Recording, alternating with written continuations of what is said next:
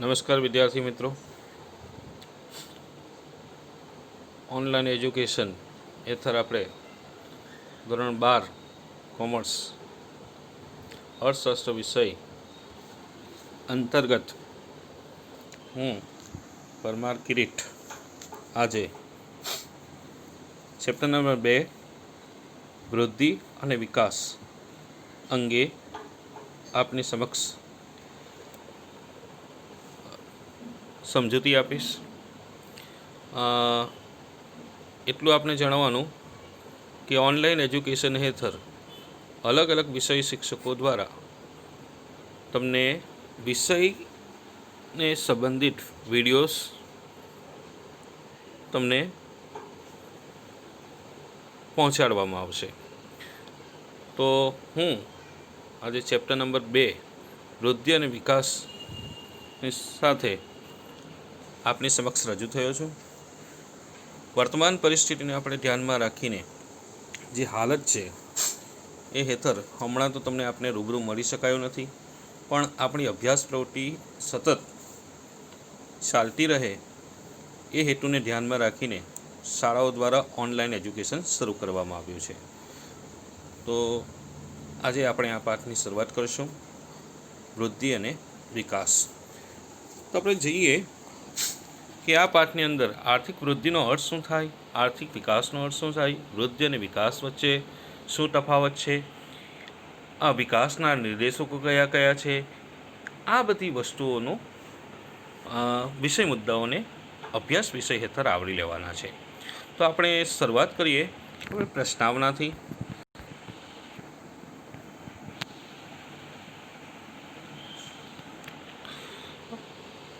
વિદ્યાર્થી મિત્રો, આપ જાણો છો કે ગુજરાત રાજ્ય સરકારની જે વિધાનસભાની ચૂંટણી યોજાઈ ત્યારે એક શબ્દ બહુ પ્રચલિત થયેલો હતો, વિકાસ. વિકાસ ગાંડો થયો છે. તો આ પ્રશ્ન, આ શબ્દ લગભગ પ્રત્યેક વ્યક્તિની જબાન પર છે. તો વિકાસ એટલે શું, પહેલાં તો એ જાણવું પડે કે વિકાસ શબ્દનો અર્થ શું થાય. તો આ પાઠની અંદર આપણે વિકાસ શબ્દને રિલેટ માહિતી મેળવીશું. તો આપણે એટલું જાણ કે પ્રત્યેક દેશ પાસે કુદરતી સંસાધન છે અને પ્રત્યેક દેશ પોતાની કુદરતી સંપત્તિનો ઉપયોગ કરીને પોતાના દેશની પ્રજાનું જીવન ધોરણ કઈ રીતે ઊંચે આવે એ માટે સતત પ્રયત્નશીલ રહેતો હોય છે અથવા કરતો હોય છે. અને દરેક દેશનું જે તે દેશની સરકારનું અંતિમ ઉદ્દેશ્ય તો એ જ હોય છે કે પ્રજાનું જીવન ધોરણ કઈ રીતે સુધરે અથવા પ્રજાની સુખાકારીમાં કઈ રીતે વધારો થાય. તો અહીંયા ભાર આપવામાં આવે છે આર્થિક વિકાસ પર. આર્થિક વિકાસનો ખ્યાલ જે છે એ બીજા વિશ્વયુદ્ધ પછી છે. બીજા વિશ્વયુદ્ધનો સમયગાળો એટલે ઈસવીસન 1939થી 1944 દરમિયાન જે બીજું વિશ્વયુદ્ધ થયું, અને એ વિશ્વયુદ્ધ દરમિયાન વિશ્વના મોટાભાગના દેશોની અંદર, વિકાસમાન દેશોની અંદર ગરીબી, બેરોજગારી, આવકની અસમાનતા, ભૂખમરાની સ્થિતિ એવા ગંભીર પ્રશ્ન ઉપસ્થિત થયા. આ બધા પ્રશ્નનો ઉકેલ શું? તો એ ઉકેલના પરિણામ સ્વરૂપ એક શબ્દ પ્રચલિત થયો જેનું નામ છે આર્થિક વિકાસ. અને પ્રત્યેક દેશની સરકારે આર્થિક વિકાસ શબ્દ ઉપર ભાર મૂક્યો છે. અને એ જ સમય દરમિયાન બીજો એક શબ્દ પણ પ્રચલિત થયો, આર્થિક વૃદ્ધિ. આર્થિક વૃદ્ધિ એટલે શું અને આર્થિક વિકાસ એટલે શું? પણ આ શબ્દને આપણે અલગ રીતે જોઈએ તો એ વસ્તુ યાદ રાખવાનું છે કે વિકાસમાન દેશો કઈ રીતનો વિકાસ કરવા ઈચ્છે છે અને વિકસિત દેશોના વિકાસની પરિકલ્પના શું છે. તો વિકસિત દેશોના વિકાસની પરિકલ્પના એ છે કે પોતાના દેશનું જે જીવન ધોરણ હતું એ જીવન ધોરણ કઈ રીતે વધુ રીતે ઉપર લાવી શકાય. અને વિકસિત દેશો જે છે, આ વિકાસશીલ દેશો છે, એ વિકાસશીલ દેશોની ગણતરી એ છે કે પોતાના દેશના જીવન ધોરણની સ્તરમાં કઈ રીતે સુધારો લાવી શકાય અને વિકસિત દેશોની તુલનામાં એવો પણ આગળ વધી શકે. એ માટે આ શબ્દ બંને પ્રચલિત બન્યા, આર્થિક વૃદ્ધિ અને આર્થિક વિકાસ. એવું જરૂરી નથી કે આર્થિક વિકાસ એ માત્ર વિકસિત દેશોને પૂરતી સીમિત ખ્યાલ છે. આર્થિક વિકાસ શબ્દ જે છે એ પ્રત્યેક રાષ્ટ્રને લાગુ પડે છે. એ વિકાસમાન રાષ્ટ્ર હોય કે વિકસિત રાષ્ટ્ર, બધાએ અંતે તો પોતાના આર્થિક વિકાસ દ્વારા ગરીબી, બેરોજગારી અને પ્રજા જીવન ધોરણનો સુધારો કરવાનો ઉદ્દેશ ધરાવે છે અને પોતાના દેશનું પ્રજાનું જીવન ધોરણ કઈ રીતે ઊંચે લઈ જઈ શકાય એ જોવાનો હેતુ જે તે દેશની સરકારનો રહ્યો છે. તો આપણે આ પાઠની અંદર આગળ જોઈશું કે આર્થિક વિકાસ શું છે. પણ તે પહેલાં આપણે બે શબ્દથી પરિચિત કરાવી દઉં કે સામાન્ય રીતે આર્થિક વિકાસ એટલે ઇકોનોમિક્સ ડેવલપમેન્ટ અને આર્થિક વૃદ્ધિ એટલે ઇકોનોમિક ગ્રોથ. પહેલાં ઘણા બધા વ્યક્તિ આ બંને શબ્દને એક સમાન શબ્દની રીતે રજૂ કરતા હતા, પણ વાસ્તવિક રીતે જોઈએ તો આ બંને શબ્દ વચ્ચે થોડો ફેર છે. આર્થિક વિકાસ એ અલગ ખ્યાલ છે અને આર્થિક વૃદ્ધિ એ અલગ ખ્યાલ છે. બંનેને અલગ અલગ કેટલાક અર્થશાસ્ત્રીઓએ આર્થિક વિકાસ અને આર્થિક વૃદ્ધિ બંનેને જુદા ગણાવ્યા છે. એમાં સૌપ્રથમ નામ આવે છે શ્રીમતી ઉર્સુલા હિક્સ. શ્રીમતી ઉર્સુલા હિક્સ એવો જણાવે છે કે વિકાસમાન દેશોના આર્થિક પ્રશ્નનું નિરાકરણ, વિકાસમાન દેશોના આર્થિક પ્રશ્નનું નિરાકરણ આર્થિક વિકાસ છે, જ્યારે વિકસિત દેશોના આર્થિક પ્રશ્નનું નિરાકરણ આર્થિક વૃદ્ધિ છે. ફરી પાછું એકવાર, શ્રીમતી ઉર્સુલા હિક્સના મતે વિકાસમાન દેશોના આર્થિક પ્રશ્નનું નિરાકરણ એ આર્થિક વિકાસ છે, જ્યારે વિકસિત દેશોના આર્થિક વિકાસનું નિરાકરણ એ આર્થિક વૃદ્ધિ છે. તો અહીંયા સૌપ્રથમ આર્થિક વૃદ્ધિના ખ્યાલ પર જોઈશું કે આર્થિક વૃદ્ધિ એટલે શું.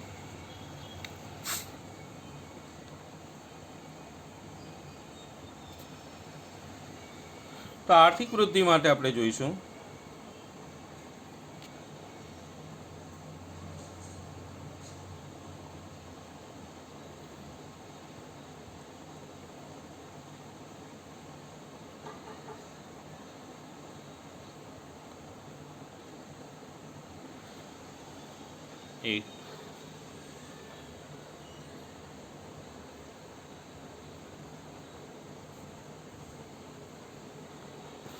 તો આર્થિક વૃદ્ધિ એટલે શું. તો આર્થિક વૃદ્ધિ એટલે સમયના લાંબા ગાળા દરમિયાન અર્થતંત્રની અંદર ચીજ વસ્તુનો કુલ ઉત્પાદનમાં જે ઝડપી વધારો થાય છે તેને આર્થિક વૃદ્ધિ કહેવાશે. અથવા સમયના લાંબા ગાળા દરમિયાન અર્થતંત્રમાં ચીજ વસ્તુનું કુલ ઉત્પાદનમાં થતા વધારા સાથે આર્થિક વૃદ્ધિને સંબંધ છે. આર્થિક વૃદ્ધિની અંદર વાસ્તવિક રાષ્ટ્રીય આવક અને વાસ્તવિક માથાદીઠ આવકમાં નિરંતર વધારો થાય છે. આની સાથે જ ઉત્પાદનના જે સાધનો છે, જમીન, મૂડી, શ્રમ અને નિયોજન શક્તિ, આ તમામ ઉત્પાદનના સાધનોના પુરવઠા પણ વધે છે અને એની સાથે સાથે એની ગુણવત્તામાં પણ વધારો થાય છે. બીજા શબ્દમાં કહીએ તો ઉત્પાદનની સાથે ઉત્પાદકતા પણ વધે છે. ઉત્પાદનની સાથે ઉત્પાદકતામાં પણ વધારો થાય છે.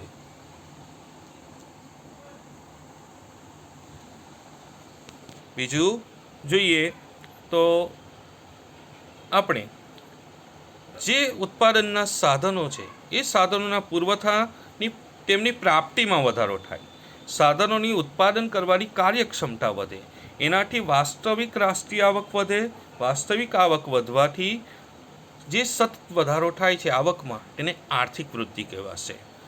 આમ કહીએ તો આર્થિક વૃદ્ધિ એ પરિમાણાત્મક ખ્યાલ છે. પરિમાણાત્મક ખ્યાલનો મતલબ સંખ્યામાં થતો વધારો થાય ત્યારે એને પરિમાણાત્મક ખ્યાલ કહેવામાં આવે છે. આર્થિક વૃદ્ધિ એ વધુ ઉત્પાદન, કાચી રાષ્ટ્રીય પેદાશમાં દર વર્ષે થતો વધારો, જેના દ્વારા દેશની આર્થિક સ્થિતિનું ચિત્ર રજૂ કરે છે. દુનિયાના બે દેશો વચ્ચેની આર્થિક સરખામણીનું મૂલ્યાંકન કરવા માટે આર્થિક વૃદ્ધિનો ખ્યાલ વધુ ઉપયોગી સાબિત થાય છે. તો ફરી પાછા આપણે જોઈએ કે આર્થિક વૃદ્ધિ એટલે શું. તો એ જ પ્રશ્નને આપણે સરળ શબ્દમાં સમજીએ તો ઉત્પાદન ચોક્કસ સમયગાળા દરમિયાન, વર્ષના કોઈ ચોક્કસ સમયગાળા દરમિયાન અર્થતંત્રની અંદર ચીજવસ્તુના ઉત્પાદનમાં ઝડપી વધારો થાય. એ ઝડપી વધારા થવાથી વાસ્તવિક રાષ્ટ્રીય આવક વધે અને વાસ્તવિક માથાદીઠ આવકમાં વધારો થાય, નિરંતર વધારો થાય. અને ઉત્પાદનના સાધનોની ઉત્પાદન કરવાની ક્ષમતા અને કાર્યક્ષમતા બંને વધે તો તેને આર્થિક વૃદ્ધિ થઈ કહેવાય. આર્થિક વૃદ્ધિનો ખ્યાલ એ પરિમાણાત્મક ખ્યાલ છે, એટલે કે ઉત્પાદનની સંખ્યા જે છે પ્રમાણ એમાં આંકડાકીય વધારો દર્શાવે છે. હવે આર્થિક વૃદ્ધિની જુદા જુદા અર્થશાસ્ત્રીઓએ આપેલી વ્યાખ્યાને જોઈએ તો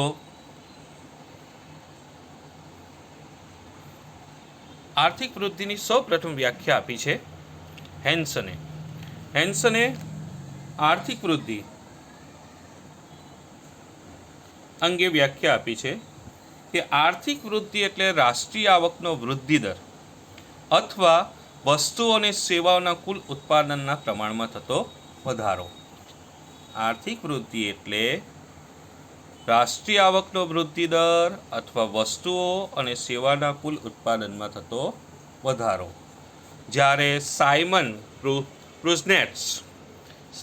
ક્રુઝનેટ્સ એ આર્થિક વૃદ્ધિની વ્યાખ્યા આપતા જણાવે છે કે પ્રજાને વધુને વધુ વૈવિધ્યપૂર્ણ આર્થિક ચીજવસ્તુનો પુરવઠો પૂરો પાડવાની દેશની શક્તિમાં લાંબા ગાળા માટે થતો વધારો એટલે આર્થિક વૃદ્ધિ. બહુ સરસ એમણે કહ્યું છે. ફરી પાછા જોઈએ તો પ્રજાને વધુને વધુ વૈવિધ્યપૂર્ણ આર્થિક ચીજવસ્તુઓનો પુરવઠો પૂરો પાડવાની દેશની શક્તિમાં લાંબા ગાળા માટે થતો વધારો એટલે આર્થિક વૃદ્ધિ કહેવાશે. આપણે મિત્રો નિરંતર જોઈએ છીએ કે પ્રત્યેક વસ્તુની અંદર નવા મોડેલ્સ કે નવી ફીચર્સ આવતા રહે છે. સામાન્ય રીતે મોબાઈલની જ વાત કરીએ તો મોબાઈલમાં પણ ઘણા બધા ફીચર્સ છે. મોબાઈલની અંદર અલગ અલગ પ્રકારની ફેસિલિટી છે.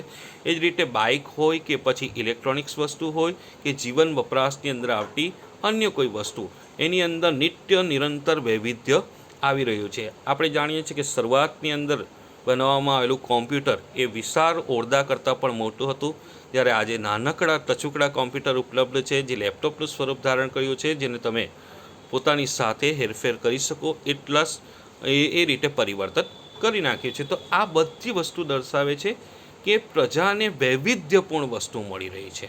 તો આર્થિક વૃદ્ધિનો મતલબ એ જ કે પ્રજાને વૈવિધ્યપૂર્ણ વસ્તુઓ મળતી રહે અને એ વસ્તુઓ આપવા માટે દેશની શક્તિ પણ વધે તો આપણે એને આર્થિક વૃદ્ધિ કહી શકીએ. આર્થિક વૃદ્ધિના ખ્યાલને જોઈએ આગળ. આર્થિક વૃદ્ધિના ખ્યાલની મર્યાદાઓ શું છે? આર્થિક વૃદ્ધિના ખ્યાલની મર્યાદાઓ શું છે? તો પહેલો પ્રશ્ન કે આર્થિક વૃદ્ધિ એ માત્ર પરિમાણાત્મક પરિવર્તન દર્શાવે છે. આર્થિક વૃદ્ધિ એ માત્ર પરિમાણાત્મક પરિવર્તન દર્શાવે છે. તો પહેલો પ્રશ્ન એ થશે કે પરિમાણાત્મક પરિવર્તન એટલે શું? તો આપણે જોયું આર્થિક વૃદ્ધિનો મતલબ એ થયો કે ઉત્પાદનના પ્રમાણમાં ઝડપી વધારો થાય. જે ઉત્પાદનના પ્રમાણમાં ઝડપી વધારો થાય તો એને આર્થિક વૃદ્ધિ કહેવાય. હવે દાખલા તરીકે જોઈએ કે પહેલાં 5 કરોડ મીટર કાપડ તૈયાર કરતા હતા. હવે 5ની જગ્યાએ આપણે 25 કરોડ મીટર કાપડ તૈયાર કરી શકીએ છીએ. તો 5 થી 25 એટલે કે 20 કરોડ મીટર જે વધારે પડતું આપણે ઉત્પાદન કરી શક્યા તેને કહેવાશે આંકડાકીય વધારો કહેવાશે. આંકડાકીય વધારો એટલે જ પરિમાણાત્મક ખ્યાલ. ટૂંકમાં કહીએ તો સંખ્યા, બરાબર છે, સંખ્યાની રીતે થતો વધારો એ ખ્યાલને પરિમાણાત્મક પરિવર્તન કહેવામાં આવે છે. તો આર્થિક વૃદ્ધિમાં માત્ર પરિમાણાત્મક પરિવર્તન એટલે ઉત્પાદનના પ્રમાણમાં થતો આંકડાકીય વધારો દર્શાવે છે. એટલે એ એની સૌથી પહેલી મર્યાદા છે. બીજી મર્યાદા એ છે કે આર્થિક વૃદ્ધિમાં રાષ્ટ્રીય આવક અને માથાદીઠ આવક વધે છે, પણ સંસ્થાકીય અને મનોવૈજ્ઞાનિક વલણો યથાવત રહે છે. એટલે આર્થિક વૃદ્ધિ જે છે એમાં રાષ્ટ્રીય આવક તો વધી જાય અને માથાદીઠ આવક પણ વધી જાય, પણ સંસ્થાકીય અને મનોવૈજ્ઞાનિક વલણો એટલે કે સંસ્થાનો જે ઢાંચો છે, સંસ્થાની કાર્ય કરવાની પદ્ધતિ છે, લોકોના ખ્યાલ છે, વિચારો છે, એની અંદર ઝડપથી પરિવર્તન આવતું નથી. એટલે એ પરિવર્તનો સાચા અર્થની અંદર આર્થિક વૃદ્ધિ જે થઈ છે એ આર્થિક વૃદ્ધિ જ્યાં સુધી લોકોના વિચારોની અંદર પરિવર્તન ન લાવે ત્યાં સુધી એ સમાજ ઉપયોગી સાબિત થવાની નથી. એટલે આર્થિક વૃદ્ધિનો મતલબ એ થયો કે ઉત્પાદનના વધારાની સાથે રાષ્ટ્રીય આવક પણ વધે છે અને માથાદીઠ આવક પણ વધે છે, પણ લોકોના મનોવૈજ્ઞાનિક વલણોની અંદર પરિવર્તન આવતું નથી. એની મર્યાદા છે. ત્રીજી મર્યાદાની વાત કરીએ કે આર્થિક વૃદ્ધિનો ખ્યાલ માત્ર મર્યાદિત ખ્યાલ છે. એ માત્ર ઉત્પાદનમાં થતો વધારો અને વધારાનું પ્રમાણ દર્શાવે છે. બરાબર, આગળ તમને કહ્યું તે પ્રમાણે કે આર્થિક વૃદ્ધિનો ખ્યાલ મર્યાદિત ખ્યાલ છે. એ માત્ર ઉત્પાદનમાં થતો વધારો દર્શાવે છે અને વધારેનું પ્રમાણ દર્શાવે. મેં તમને આગળ ઉદાહરણ કે ભાઈ 5 કરોડ મીટર કાપડથી લઈ ઉત્પાદન વધ્યું અને 25 કરોડ મીટર કાપડ આપણે તૈયાર કર્યા, તો એ ઉત્પાદનમાં થયેલો વધારાનું પ્રમાણ દર્શાવે છે. પણ એનાથી લોકોના કલ્યાણમાં શું ફેર પડ્યો? બરાબર છે, ઉત્પાદનના વધારા થવાથી લોકોના કલ્યાણમાં શું ફેર પડ્યો એ આર્થિક વૃદ્ધિના ખ્યાલથી સાબિત થતું નથી. એટલે ચોથી એની મર્યાદા એ છે કે આર્થિક વૃદ્ધિનો ખ્યાલ લોકોનું કલ્યાણ અને તેમાં થતા ફેરફારો માટે આર્થિક વૃદ્ધિનો ખ્યાલ વધુ ઉપયોગી બનતો નથી. ફરી પાછે આપણે આર્થિક વૃદ્ધિની મર્યાદા જોઈ લઈએ તો આર્થિક વૃદ્ધિની પ્રથમ મર્યાદા એ છે માત્ર એ પરિમાણાત્મક ખ્યાલ છે.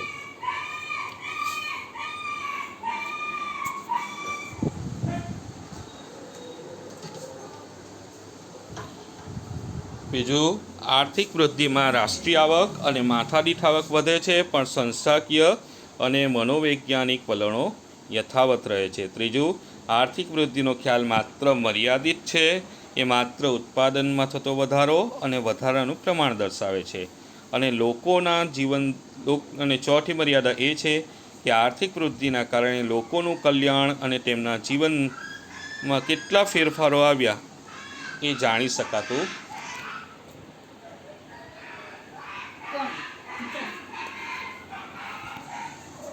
અને આગળનો હવે આટલી સમજ પરથી આપને ખ્યાલ આવી ગયો હશે કે આર્થિક વૃદ્ધિ એટલે શું અને આ આર્થિક વૃદ્ધિની મર્યાદા શું છે. હવે આગળ જોઈએ તો આર્થિક વિકાસ એટલે શું? આર્થિક વિકાસ કોને કહેવાશે? સામાન્ય રીતે જોઈએ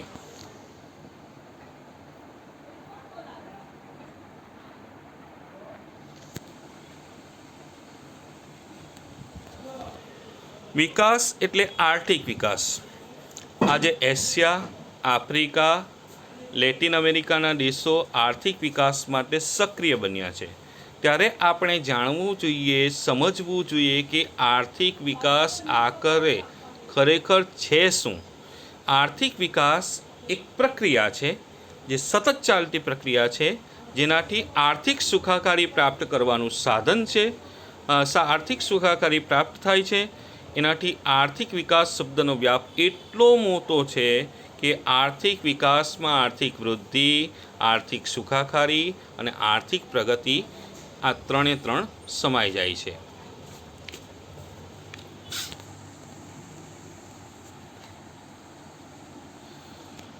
તો આર્થિક વિકાસ દરમિયાન દેશની વાસ્તવિક રાષ્ટ્રીય આવક અને વાસ્તવિક માથાદીઠ આવક વધે છે. પણ આર્થિક વિકાસ એ માત્ર પરિમાણાત્મક ફેરફાર જ નથી. તેમાં આવકના વધારાની સાથે તેમાં કેટલાક ગુણાત્મક ફેરફારો પણ થાય છે.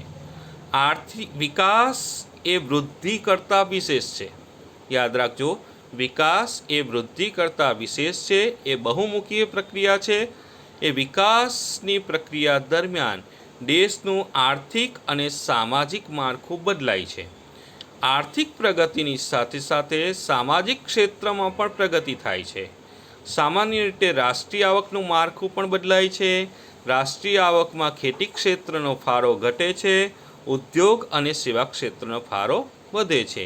દેશમાં પ્રચ્છન્ન, ખાસ કરીને ખેતી ક્ષેત્રમાં જોવા મળતી પ્રચ્છન્ન બેરોજગારી ધરાવતા શ્રમિકોને અન્ય ક્ષેત્રમાં રોજગારી મળે છે. આધુનિક ટેકનોલોજીનો અમલ શરૂ થાય છે, જેનાથી સમય અને ખર્ચ બચે છે. નવા બિયારણો શોધાય છે, પરિણામે ઉત્પાદન અને ઉત્પાદનની વહેંચણીનું સંસ્થાકીય માળખું બદલાય છે.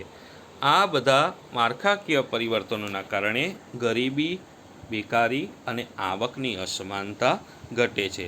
ટૂંકમાં કહીએ તો, સરળ શબ્દની અંદર કહીએ તો, દેશની અંદર ઉત્પાદનના વધારાની સાથે દેશમાં અર્થતંત્રમાં ઉત્પાદનના વધારાની સાથે રાષ્ટ્રીય આવક વધે, માથાદીઠ આવક વધે, જીવન ધોરણમાં સુધારો થાય, ગરીબી ઘટે, બેરોજગારી ઘટે, આવકની અસમાનતામાં ઘટાડો થાય, વ્યક્તિના પસંદગીના ક્ષેત્રનો વ્યાપ વધે, વ્યક્તિ સામાજિક અને આર્થિક સુરક્ષાનો અહેસાસ કરે, ત્યારે સાચા અર્થની અંદર એને આર્થિક વિકાસ થયેલો કહેવાશે. અહીંયા એક ઉદાહરણ આપ્યું છે પેરેગ્રાફની અંદર, એક સમજ માટે કે ખેતી ક્ષેત્રનો હિસ્સો ઘટે છે. રાષ્ટ્રીય આવકમાં ખેતી ક્ષેત્રનો હિસ્સો ઘટે એટલે આર્થિક વિકાસ થયેલો કહેવાય. એનો સરળ શબ્દ એ છે કે અહીંયા ખેતી ક્ષેત્રનો હિસ્સો ઘટવાનો મતલબ કૃષિ ઉત્પાદન ઘટવું એવો કરવો નહીં. કૃષિ ઉત્પાદન તો વધશે જ, પણ ખેતી ક્ષેત્રના ઉત્પાદનની સરખામણીએ ઉદ્યોગો અને સેવા ક્ષેત્રનો હિસ્સો કંઈક વધારે હશે, એટલે ખેતી ક્ષેત્રની રાષ્ટ્રીય આવકમાં ટકાવારી હિસ્સેદારી ઓછી રહેશે, જેના સ્થાને ઉદ્યોગો અને સેવા ક્ષેત્રનો હિસ્સો વધતો રહેશે.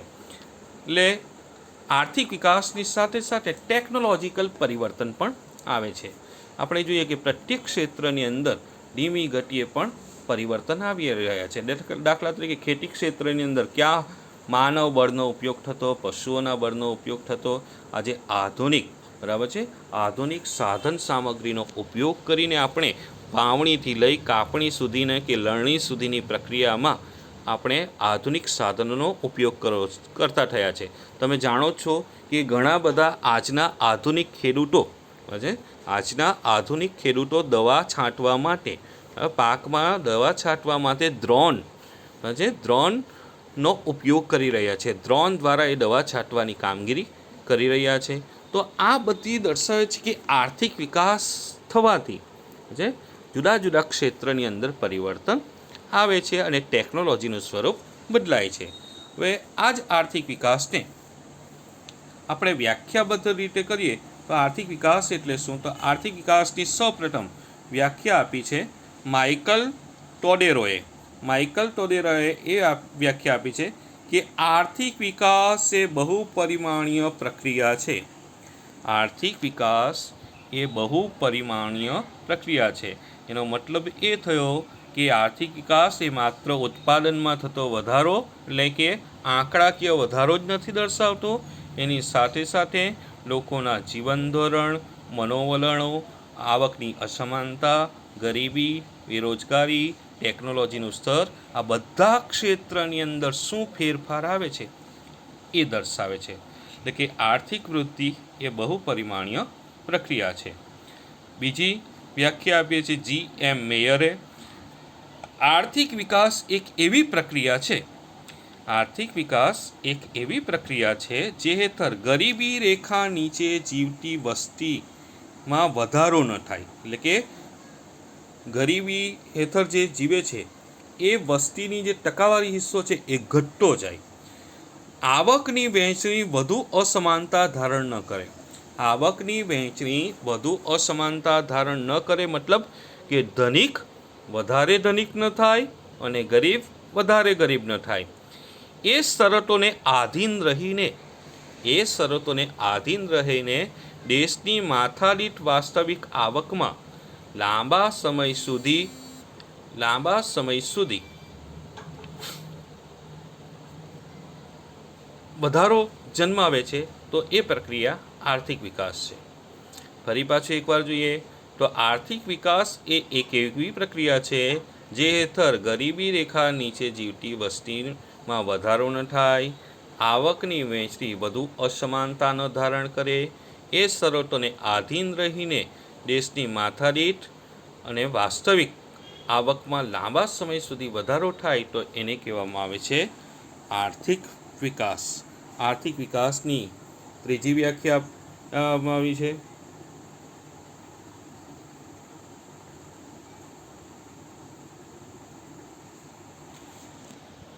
કે વસ્તી સ્થિર હોય કે વધતી હોય. મતલબ શું કહે છે યાદ રાખો. વસ્તી સ્થિર હોય કે વધતી હોય, પરંતુ ઉત્પાદનના સાધનો અને ઉત્પાદન કરવાની રીતમાં ફેરફાર જન્માવતી એવી પ્રક્રિયા છે જેનાથી માથાદીઠ આવકમાં વધારો થાય છે અને લોકોનું જીવન ધોરણ ઊંચે જાય છે, તો એ દેશનો આર્થિક વિકાસ થઈ રહ્યો છે એમ કહેવાય. ક્લબના શબ્દો બહુ સરસ છે. એ શું કહે છે કે વસ્તી વધે કે ઘટે છે, વસ્તી વધતી જાય કે ઘટતી જાય, પણ વસ્તીના વધારા કે ઘટાડા કરતાં ઉત્પાદનના જે સાધનો છે, એ ઉત્પાદનના સાધનોની ઉત્પાદન કરવાની જે રીત છે એની અંદર એટલું પરિવર્તન આવે છે અને એટલો વધારો થાય છે જેનાથી દેશની માથાદીઠ આવક વધતું રહે છે, અને માથાદીઠ આવક વધવાની સાથે સાથે લોકોનું જીવન ધોરણ પણ ઊંચું જાય છે, તો એને સાચા અર્થની અંદર આર્થિક વિકાસ થયેલો કહેવાશે. તો વિદ્યાર્થી મિત્રો, આજે આટલી સમજ તમને આપી છે. હવે પછી જે કંઈક આગળના જે વિષય મુદ્દાઓ છે એ હવે પછીના નેક્સ્ટ વિડીયોની અંદર જોવા મળશે. અત્યારે ફરી પાછું એકવાર પુનરાવર્તન કરી લઈએ તો આજે શીખ્યા એ પ્રમાણે આર્થિક વૃદ્ધિ એટલે શું, આર્થિક વૃદ્ધિ અને મર્યાદા, આર્થિક વૃદ્ધિની મર્યાદા શું છે, આર્થિક વિકાસનો અર્થ શું છે, એ સામાન્ય અર્થની અંદર સમજ આપીએ તો આર્થિક વૃદ્ધિની વાત કરીએ તો આર્થિક વૃદ્ધિ એટલે ઉત્પાદનના પ્રમાણમાં ઝડપથી વધારો થાય છે, ઉત્પાદનના પ્રમાણમાં ઝડપથી વધારો થાય, ઉત્પાદનના સાધનોની કાર્ય કરવાની ક્ષમતામાં વધારો થાય અને ઉત્પાદનનું પ્રમાણ ઝડપી બને તો એને કહેવાશે આર્થિક વૃદ્ધિ. આર્થિક વૃદ્ધિનો મતલબ કે ઉત્પાદનના પ્રમાણમાં થયેલો ઝડપી વધારો. જ્યારે આર્થિક વિકાસનો ખ્યાલ એનાથી આર્થિક વિકાસનો ખ્યાલ એનાથી થોડો અલગ છે. આર્થિક વિકાસ એટલે ઉત્પાદનના વધારાની સાથે સાથે, એટલે કે ઉત્પાદનનો જે વધારો થાય છે, ઉત્પાદનના વધારા સાથે રાષ્ટ્રીય આવક વધે, માથાદીઠ આવક વધે, જીવન ધોરણમાં સુધારો થાય, ગરીબી, બેરોજગારી, આવકની અસમાનતા ઓછી થાય, લોકોના પસંદગીના ક્ષેત્રનો વ્યાપ વધે, ત્યારે સાચા અર્થની અંદર એને આર્થિક વિકાસ થયેલો કહેવાશે. તો અહીંયા અંતમાં આપને એટલું જ કહેવાનું કે જે કંઈક વિડીયોઝ આપ જુઓ છો કે સાંભળો છો, એ સાંભળતી વખતે પોતાની પાસે પુસ્તક હોવું જોઈએ, અને નિશ્ચિત સમય દરમિયાન આપને વિડીયો જોવા ન મળ્યો હોય તો પણ તમે એ લિંક જે તમને મોકલી છે એ લિંકને તમે ઓપન કરીને ફરી પાછા ગમે ત્યારે પણ જોઈ શકો છો. અહીંયાના કેટલાક વિડીયો તમે યુટ્યુબ પર જોઈ શકો છો. તો યુટ્યુબ પર જોતી વખતે એટલું યાદ રાખો કે તમે વિડીયો જ્યારે જોવો છો ત્યારે ફોનને આડો રાખો, જેથી કરીને તમને ફૂલ સ્ક્રીનની અંદર સમજ મળી શકે. ઓકે, બસ આભાર. હવે પછી નેક્સ્ટ વિડીયોની અંદર બીજા વિષય મુદ્દા આ જ પાઠના આપણે લઈશું. Thank you.